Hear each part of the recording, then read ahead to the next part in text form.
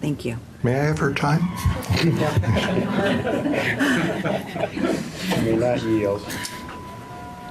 Chair Salinas, Vice Chairs Noce and Hayden, I am Senator Jeff Golden representing District 3 in Southern Oregon. Thank you for the opportunity to come here today. I'm going to prune my 6-ish minutes down to 3 and understand the need for that. Well, let's see how this goes. It's clear to me that the primary impetus behind this proposal is an authentic commitment to sound public health practices in general, the well-being of our children in particular. The recent incidence of measles cases north of us has fueled the debate in ways that rarely lead to good public policy. I'm here to convey the deep concerns of more and more of my constituents about where this is going. I think we might be getting this conversation very wrong. I'm especially bothered by how quickly, sometimes scornfully, those questioning our vaccine protocols are dismissed as zealous flakes who don't know what they're talking about and deny clear science.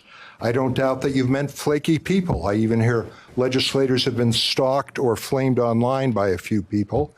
But I'm very clear that doesn't describe everyone who speaks out against mandatory vaccines. Some of them, including physicians, scientists, and parents of vaccine-injured children, are anything but ignorant. They've researched these topics with care and intellectual honesty, and most of them are not what's been called anti-vaxxers. They do vaccinate their children for some diseases. Here are 5 questions they're asking that, in my view, deserve better answers than they've received. I'll submit those for the written record. Skip to 5. Take my word for it. They're very good questions.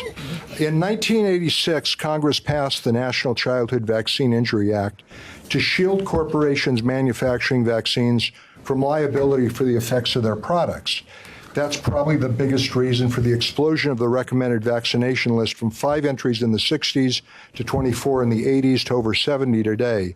If your child is injured by a vaccine, you can't sue the pharmaceutical corporation that manufactured it. That has my constituents saying, let me get this straight.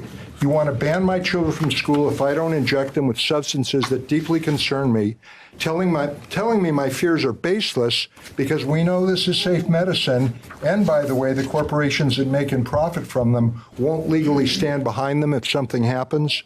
The principle these folks ask me to stand by is no mandates for liability protected products, and I wonder if that's an unreasonable stand. We are on the brink of banning from public schools children who do not get vaccinated for what could be a growing list of substances, regardless of the judgment of their parents and healthcare providers. My final question on behalf of my constituents is, can we move forward, or rather, are you confident that we don't have less sweeping and authoritarian options for dealing with situations like the multiple case of measles in the metro area? I thank you for the time to represent the views briefly of my constituents, for your hard work on this difficult issue. Thank you.